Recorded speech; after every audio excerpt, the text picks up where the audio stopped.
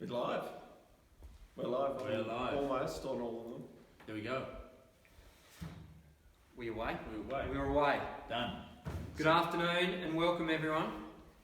It's obviously Friday afternoon. It's obviously 4 o'clock because we're back here again. Mm-hmm. And we've got wine. And we've got wine in front of us. And we're pretty super excited that it's the end of the week.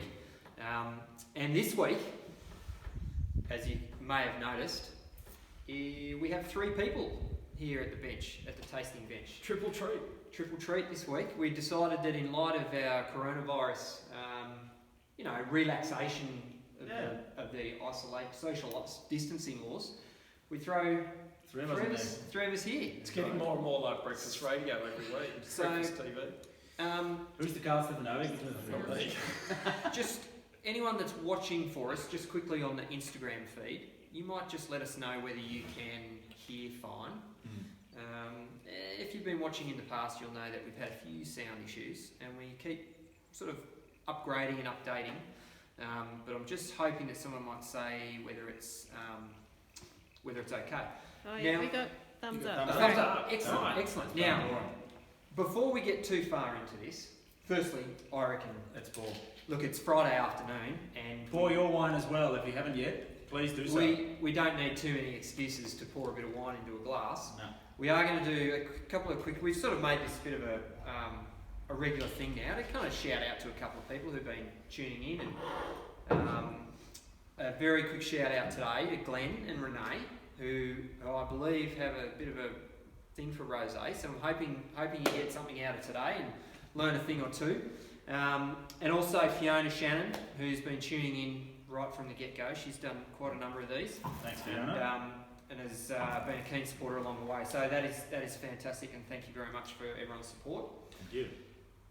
Look, we're talking rosé today, and there's actually a fair bit to talk about with rosé.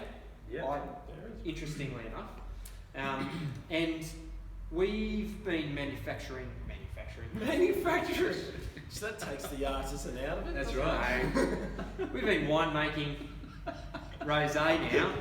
Well, it's one of our more recent products, though. Like we've sort of gone back to it. We did one years ago, and we've now sort of come back around. On the big picture, say, if coronavirus had come 5, 6, 7 years ago, we wouldn't be doing this tasting because no one wanted rosé. That's right. Now, lots of you guys want rosé, and here it is. Exactly. Backed by popular demand. That's a bit. But I think like that. a lot of that is also because people's perception of rosé has changed. Our viewers are obviously educated. They're Some of the best. They're very knowledgeable when it comes to wine drinkers. And so people know what they want in rosé. And I think that's also, as you said, that whole way that we make wine and the way that our lovely audience enjoy wine is why rosé took off. The wine making community realised that they were selling bugger all rosé because they were making fairly awful rosé 10 years ago. Correct. And it's a bit like that Chardonnay evolution that started back in the 80s where everybody loved Chardonnay and then decided that they didn't like that, and winemakers were a bit slow to pick up that they needed to change things while they worked a bit quicker with rosé. And it was probably 6 or 7 years ago there was like a bit of a social media campaign, the Roseate Revolution, and there was a very big push that started both between consumers and winemakers to actually make rosé more popular, and I think that's when the style really started to change, and rosé actually got a whole lot more delicious than what it previously was. But previously it was quite dark, often very sweet, made as an afterthought. Whereas now, including this wine, grapes are harvested very intentionally for rosé, in product. and it's made with as much attention, love and detail as any other wine. For me, the anomaly around rosé though is that pretty much every other wine style that we're used to here in Australia gets a varietal name on it or something that specifies. You know what it is when you go and get it right. That's right. And I'm not sure everyone in the consumers understand quite what's behind the name Rosé. And it's quite an interesting story because Rosé is a style, and we all know when someone says, "Oh, we're having a rosé," you've got a mental picture in your head of what that's going to be. Yeah. But you don't necessarily understand what's in the bottle. What's in there? Yeah. And how it's made. And how it's made. And there's numerous ways to make it. There's numerous varieties that it can be made from. And I think the thing to point out to people, obviously, is that rosé can be a lot of things. It can be like ours, specifically grown, vinified, made to purpose to be that product. Or some more nefarious types. Surely not. Blend a bit of white and red, because it's left over, Yeah. of various varietals, and put it in a bottle. Well, sorry, Charlie. In France, it's actually illegal To do that. to blend red wine into white wine to make rosé. And see, the other thing is that the French do as well. Or should I specifically say, if you look at Provence, which is the capital of rosé, right? It's that Mediterranean lifestyle we all aspire to have, and that's where this comes from. No, mate, no. Well, I want to be here. Yeah.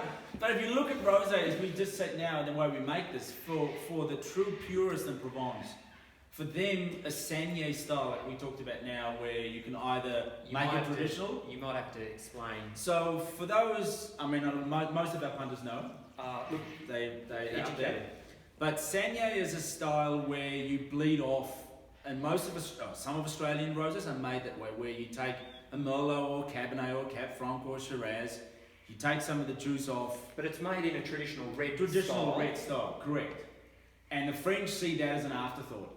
Like, you didn't really think this through, therefore now you're making more wine. And for them, that is a cop-out. That is not what rosé should be. A rosé should be a designated fruit grown for a designated variety for the designated bottle of wine. And I think this is what makes this wine unique as well, is that we have 3 Pinots in here, but none of them are grown to make the red wine more concentrated.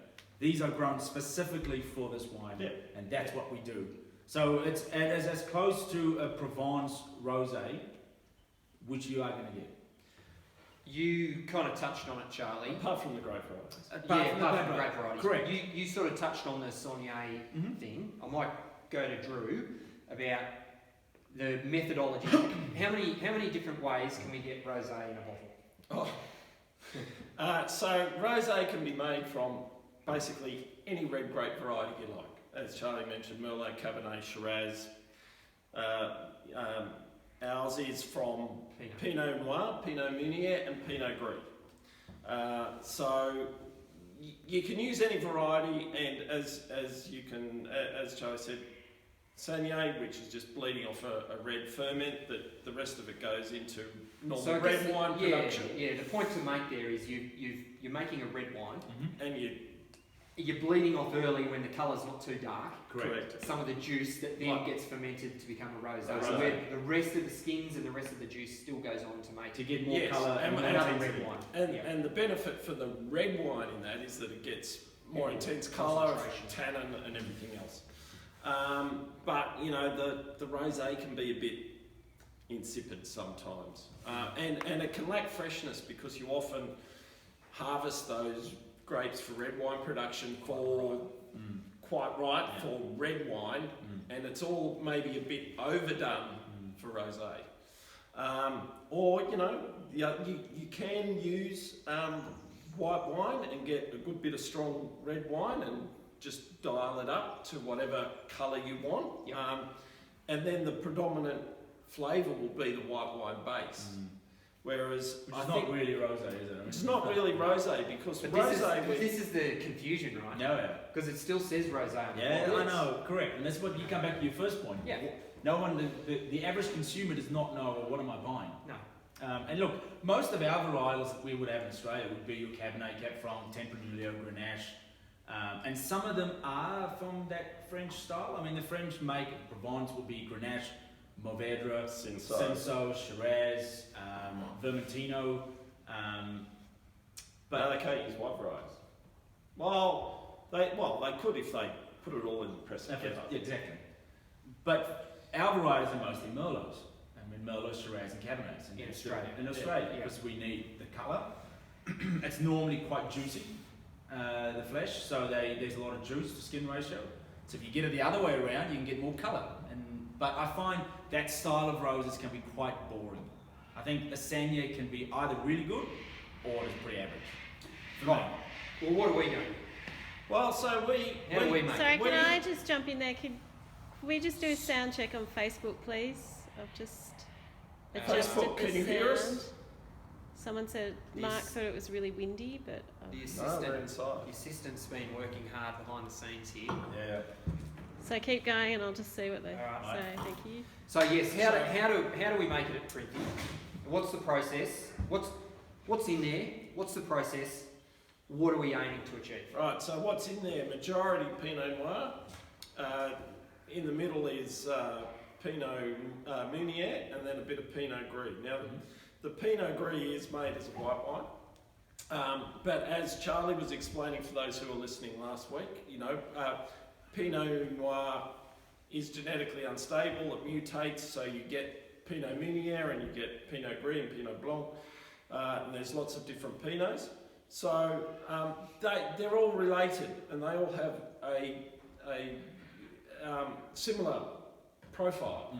So they do fit well together. Remember, these are all permitted varieties in champagne and sparkling wine as well, including Pinot Gris. So they're all harvested individually when they are at their best for rosé. They come into the winery, they go into the press, and on the way to the press they go through a pump which gives them a bit of a squash and a crush, but very gentle. And we're looking for a bit of colour, we're not looking for a lot of colour. So grapes, regardless of their variety, give up a certain amount of colour very quickly, and then you've got to work a bit harder for the rest of the colour. To get the rest of it. So by the time it comes out of the press, the colour's at about that. It's pretty good. And this wine in particular is mostly fermented in, then goes, we start the fermentation in a tank, and then once it's underway, it gets sent to one of those big 3,500 litre French oak fooders. Which we'll get to one day, and we'll show all those good people out As soon there. as we work out the technicals. Yeah. So, But that's what makes this wine so unique, though, and I think that's for us as a brand. We're in a very fortunate position where we've got those fooders to work with. yeah, and what We've that got the allows... ability to put wine in there. We can yourself, and you can play around with that format instead of just making it conventional barrels.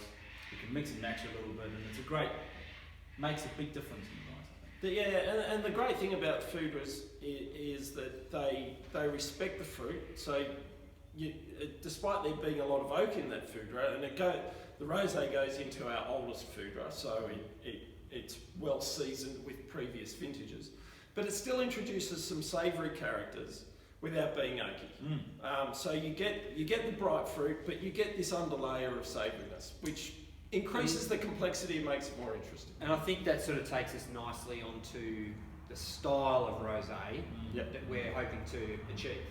Now, if you've just randomly selected a bottle of rosé off the shelf in your good retailer down the road, you know that sometimes there's no indication on the bottle as to its sweetness level or perhaps what it's made of, as we've discussed.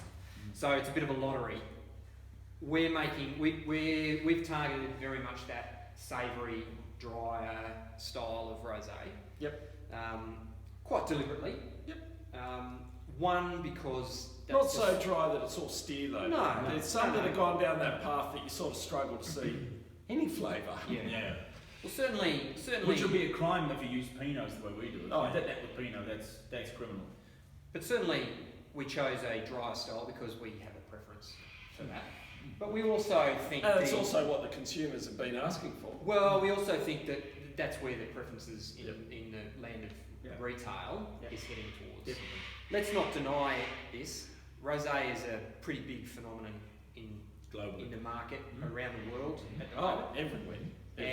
And so there's a lot of competition, and that sort of leads nicely onto, have you ever seen a rosé not in a clear bottle? Yes. But you're not supposed to say yes, you're but supposed to say no. no, but I've got a but. But I would say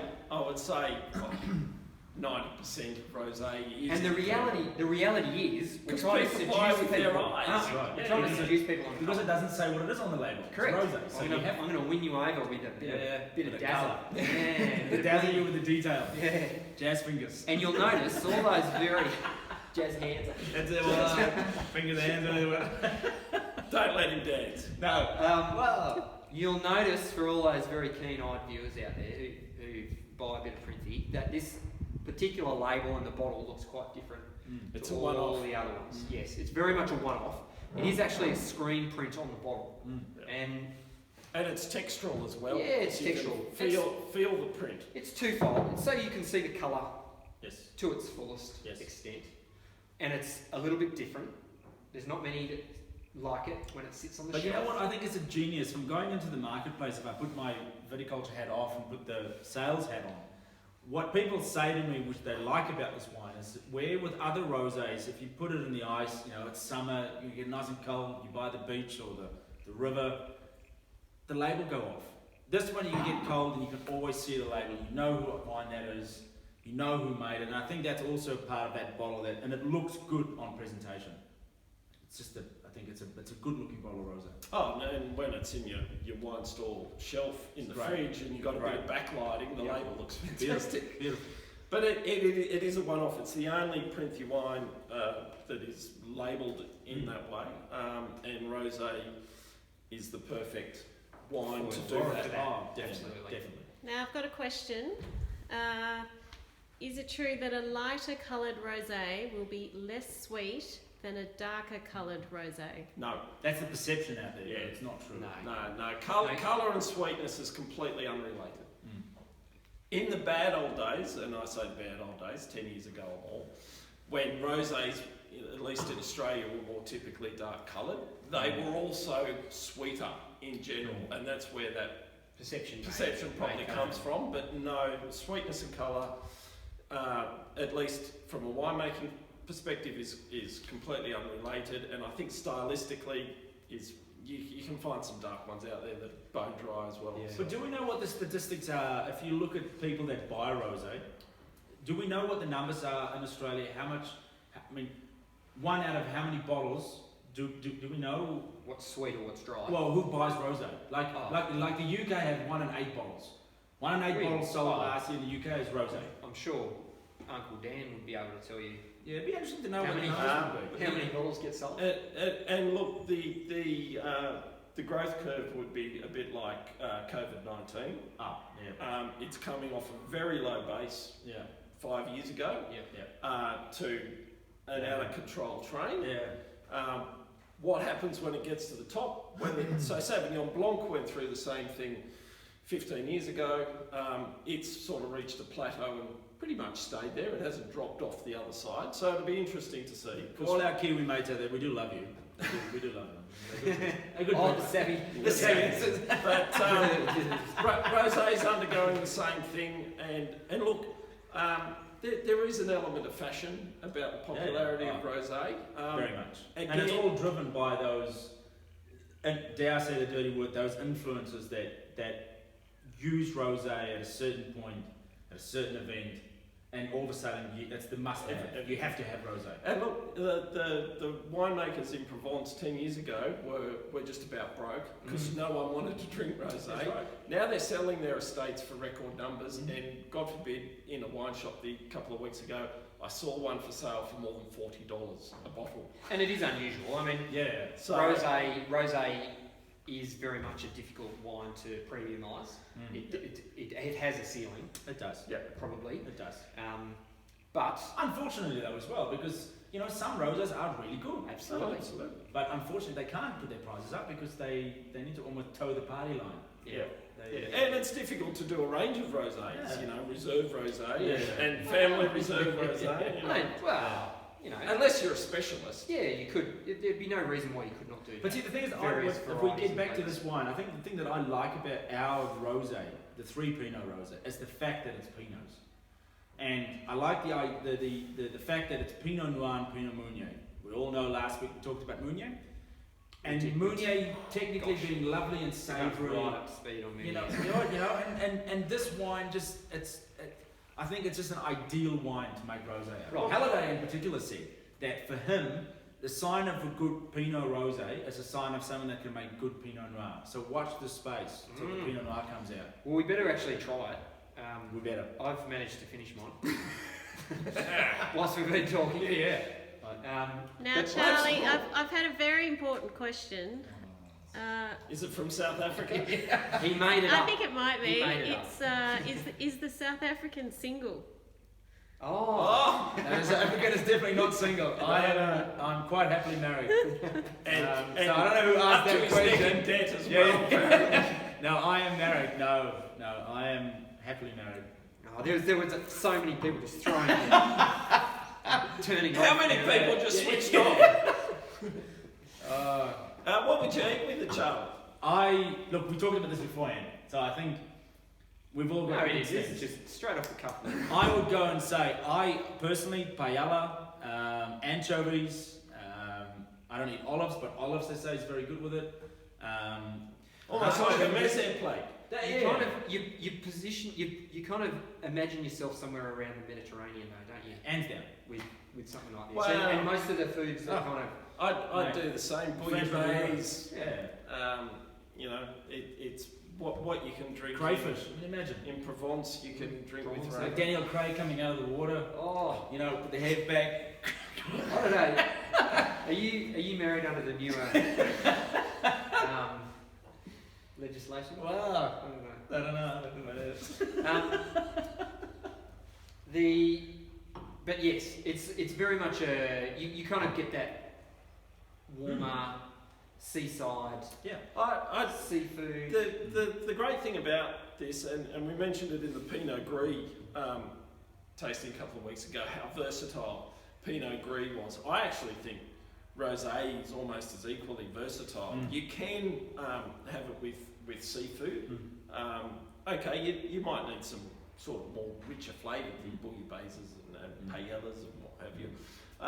Great with vegetable dishes, ratatouille and all that sort of stuff. Even that's quite rich, a good rosé can hold up to that sort of thing. Yep. Cheeses, Yeah, definitely. everything from goat's cheeses to heart of sheep's cheese. I mean, you know, God knows, even a rare steak.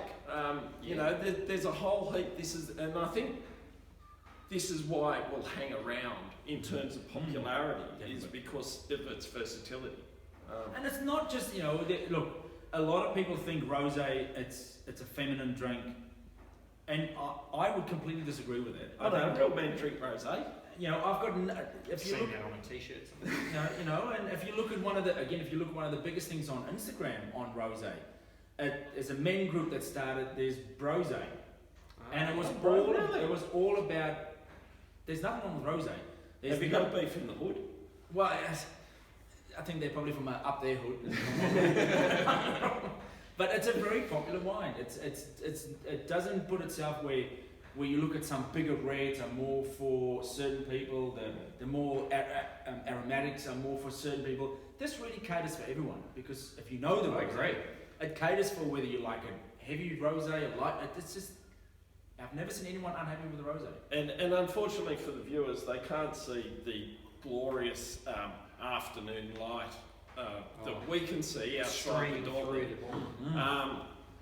I don't. If I had a bench out there rather than a bench in here, and a glass of rosé and a little antipasta plate, I'd be pretty bloody happy.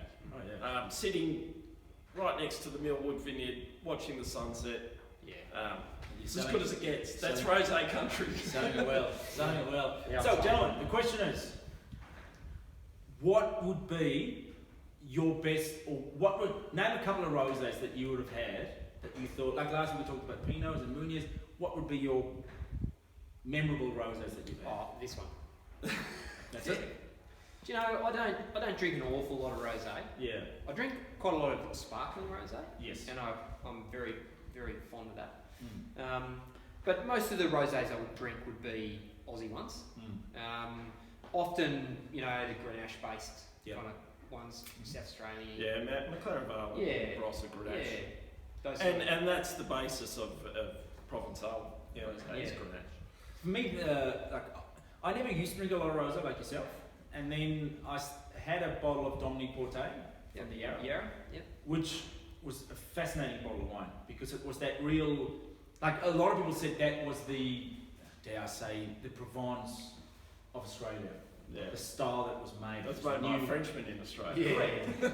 But for me, the other wine, for the South Africans that's watching, that's also interesting is the winery that I used to work for. You can get them sometimes in Australia. It's made out of I was Pinotage. going to say. Okay. And Have to that's be Pinotage. and that's from Bayer-Skluev, the old place I used to work for. And the unique thing about Pinotage is that it's half Pinot Noir, and the other half is Cinsault or Hermitage. Because Cinsault in South Africa in the 1920s was called Hermitage, hence the word Pinotage. And this was created in Stellenbosch in the university by the then first viticulture lecturer that wanted to make a variety that will grow there. So if you ever see another rosé out there to try, it's something left field, try a Pinotage. Because it's quite savoury. It's not as some Pinotage wines are not very drinkable, but the rosé is just it's very very very nice. Now, what are the percentage splits of the Pinots? Oh, this one. You're about 45% Pinot Noir, 15% Pinot Gris, which would leave about 20% Pinot Meunier. It varies year to year. It varies. Depends. Especially Pinot Noir and Pinot Meunier are available to us in limited volume, so it depends on how much that vineyard block yields, and of course some goes to some Pinot Meunier goes to sparkling. We were talking about the Meunier last week. Now splitting three ways. Three different So ways. it just depends on, and then it also depends on how much rosé we need. Yeah. What's the market? What's the market So- and what have you. So it has some serious competition, for instance, with Pinot Meunier, because the Pinot Meunier is that we tasted last week is very popular. Yeah, absolutely. And what about the best temperature for serving? Actually, normally I would say to you, just bung it in the fridge and pull it straight out. Correct. I took this one out of the fridge about an hour and a half before we were drinking it now. Drinking nice. And I was looking And around we're the sitting front. in probably about 12 degrees, maybe a little bit more. My good friend in Germany always So said, what would it be? Would I it be 10 reckon- degrees? Yeah, look, again, Yeah. like we were saying, I think with Chardonnay, It's not too cold though. No. straight out of the fridge, which is, standards are about 4 or 5 degrees. I think that's too cold for any decent wine. If it's a crap wine, sure, chill the bejesus out of it, because then you don't really taste as much. Yeah. But good wine, straight out of the fridge is a bit too cold, really. Let it sit on the bench for half an hour. and Well, I was you're going to say, probably because about that there. half an hour, so a good friend of mine in Germany, when I worked for him, said the 20-20 rule. If it's in the fridge, when you take it out, leave it for 20 minutes. Let it get back down to whatever the room temperature is, and then you drink it. Right. If it's a red wine, again for them, their room temperature is not the same as our room temperature. 20 minutes in the fridge, out, And then drink. Ah. To get it to their room temperature. I mean, their room temperature would be 16 degrees. Well, we're talking cellar, we're not talking... And we have the misconception, this is a bit off the track, but in terms of serving temperature, Well over. in terms of serving temperature, when we pull a red wine out, almost, unless you live in a cold house in Orange, Yeah. but anywhere in Australia, you pull a red off the rack and you serve it, I'd argue that it's too warm. Too warm. Correct. And room temperature, maximum 20 degrees. Yeah. So what's your serving range for any wine? I'd say between 12 and 20 degrees. Yeah.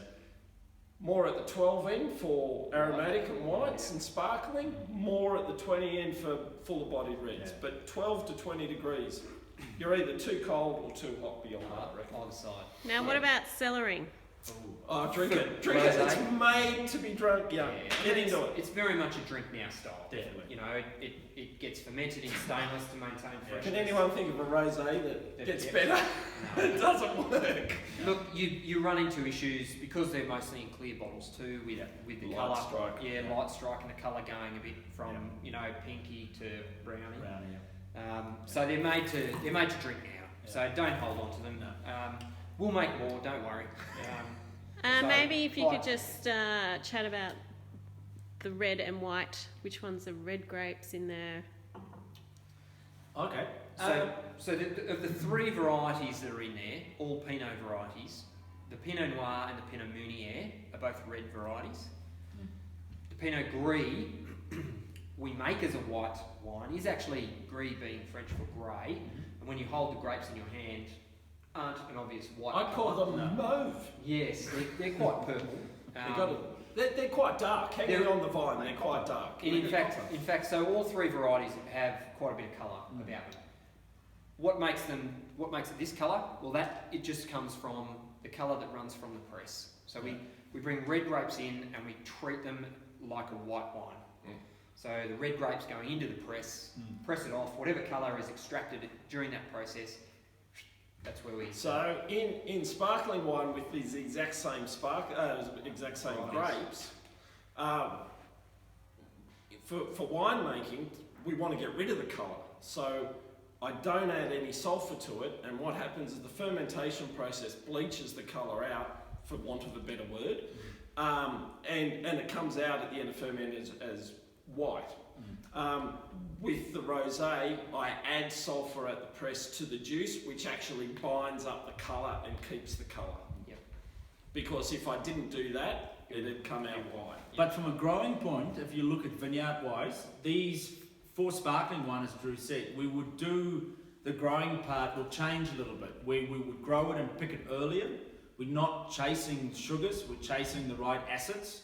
Where on this wine, we're not, again, we are chasing sugars, but not to the point of having a table wine at 12.5% Beaumais. We will target it a bit earlier to get the acid-sugar balance, but that's what we do a little bit different there versus the sulphurs versus... And it's also searching for certain fruit flavours. So correct. We'll taste it constantly. As I said earlier with the Saignée method, grapes that are picked for red wine production, but you make a bit of rosé out of it. It's all a bit overdone because you picked them much riper. So, as Charlie said, pick it a little bit earlier, and you're looking for those fresher berry sort of flavours rather than those jammy characters you see in red wine. Does the good assistant have any more questions? Well, just more about maybe the target market for rosé, females versus males. So I think we've established that it's for everyone. Yeah, it's a non-sexist. Absolutely. style. I mean, Charlie made the point before. You know, you got the Roseate Revolution as well. Yeah. But I remember some years ago being in London. That's Where- years ago. That is a few years ago now. Were you backpacking But- or were you... No. I must have been there for work or something. No. And we And we got an We got a dog running through the set. and we noticed straight away that out of a bar in the centre of London, in the CBD, instead of blokes walking out with pints, glasses, wine glasses and bottles of rosé. There you go. So were you in... Something's going to change here. Well, what part of London were you in now? Because I mean, were we now in the business district? Yeah. Because you mix between them. Yeah, that's me. definitely. That's me to a T. Goldman Sachs and those guys. Who are they? Yeah, this wasn't down at Brixton. No, this is what's the other part? But the point being, East End. Notting Hill. I think probably in retail land there'd be more females buy rosé than males. Definitely. I think at home drinking it's a 50-50 blend. Oh, But you know look, what's and I think if anyone, you know, in a social setting comes and plonks a bottle of rosé that's to share amongst a group of friends, I don't think any blokes are going to complain about it. No, definitely. And if you go, in fact, there's a restaurant in Sydney, and we had this wine. I think it's still in that restaurant. It's called Rosé Royale, and every single drink in that bar is rosé. There's nothing else served but rosé. And Gee, fashion's changed, they're in trouble. and you know what? I've been in there and twice for a meal, and the split will be 50-50 men, woman, and everyone's had to drink rosé. Yeah. Right. There's and no difference. Is all the food pink as well? Well, no. But it's got a rosé influence in it, you know what I mean? Right. So there's an element in there of rosés. But I think the split, I love drinking rosés, don't I? Yeah. And- real men wear pink. You're And that's all. you're a I mean, man. You're a man's man. I've got a couple of pink shirts, you know, so I'm and, quite happy to wear a pink shirt. and rosé is just the word in French for pink. That's it. That's and Italian rosato, in Spanish rosado. Do you have a specific word in Afrikaans for it? No, it's all just rosé. Right. Pink So blush. again, like Pinot Gris is just referring to a colour. Mm. The style here is rosé. It's pink. So We get it Rosé. that time. we're getting to that time. Yep. You will have noticed that we've put out a bit of information on the next lot of tastings, but we're actually going to have Something next very week- different. And now for something completely different. Yeah. Next week we're going to do a pruning demo. We cannot Charlie- drink while pruning. Is We're that operating live? So if Charlie Yeah. cuts his finger off, Live. there'll be Gonna some do- rosé. Yeah, we're going to do live pruning. To give people an understanding, we essentially when we do all these, we're talking about the tip of the iceberg, the end product. Yeah. So it's going to be nice to give a bit of backstory. And we're going to try, the vineyard one was easier to do than the winery one because we're still working through some issues there. So we're going to do a pruning out in the vineyard next week, so long as it's not a horrible day. We might have to see how we go. After that, we've got a whole series of more tastings, starting with sparkling. We're going back to the Swift Sparkling and the Printhie Sparkling. Two different sparklings made in different styles and in different methods. So that'll be quite a good one to tune into. If you've ever wondered about how bubbles get in bottles, that's the one to tune into. We're going to do a Sauvignon Blanc masterclass. I'm excited about that one. Yeah, a couple of a newer style, a different style than what we're mostly used to. And then the final one we're going to do our newly released museum release of the Swiss Family Heritage from 2012. It may be a museum release, but it's a first release. It is a first release, correct? Well, yes, maybe it's a late. It's a late Late release. It's a late balloon. So everyone remember that there is free delivery on all orders at the moment. Even single bottles. Single bottles. Yep.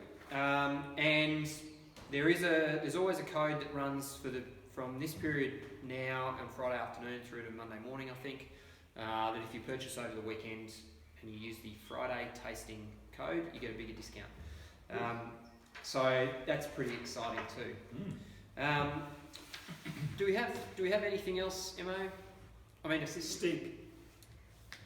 no. Oh, you get slipped the name. If someone's wondering who's driving home, that'll be the Oh, assistant. no, mate. Well, Ed'll be walking.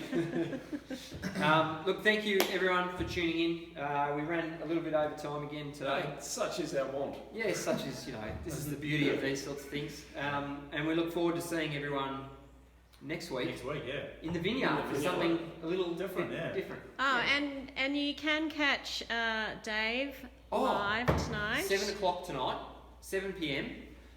on Green Green Moustache. Moustache. Green Moustache on Facebook. Facebook. Dave's He's doing another tasting. Yeah, he's doing a live tasting as well.